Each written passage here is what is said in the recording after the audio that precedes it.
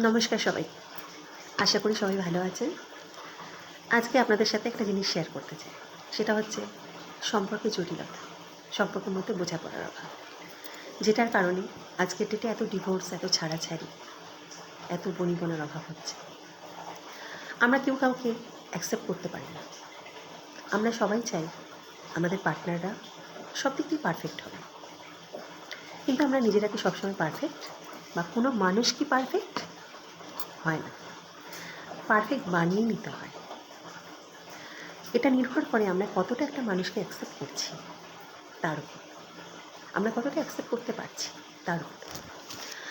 ভগবান আমাদের এই চুজ করার ক্ষমতাটা দিয়েছেন যে আমরা আমাদের পার্টনারদেরকে চুজ করতে পারি, কিন্তু সন্তানের ক্ষেত্রে, বাবা মার ক্ষেত্রে আমরা চুজ করতে পারি।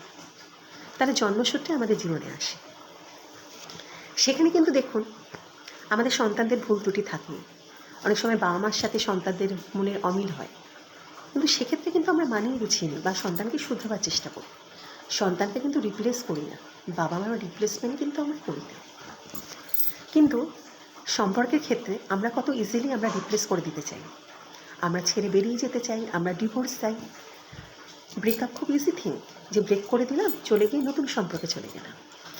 কিন্তু আমরা নতুন সম্পর্কে কি গ্যারেন্টি দিয়ে ভাবতে পারি বা বলতে পারি যে নতুন সম্পর্ক আমাদের পারফেক্ট হবে? হয় না।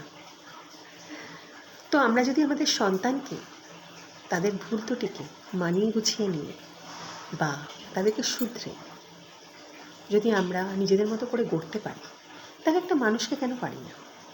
যেহেতু ভগবান আমাদের রাইট দিয়েছে নিজেকে চুজ করার, সেই জন্য তাই আমাদের রাইট আছে। আমরা চুজ করে তাকে পছন্দ হলো না, তার সাথে ডিভোর্স নিয়ে বেরিয়ে গেলাম বা তাকে ছেড়ে দিলাম।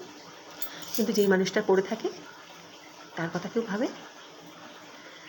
একটা মন ভেঙে যায়, একটা সম্পর্ক ভাঙলে একটা মন ভাঙে, জীবন ভাঙে, স্বপ্ন ভাঙে, আশা ভাঙে, বিশ্বাস ভেঙে যায়।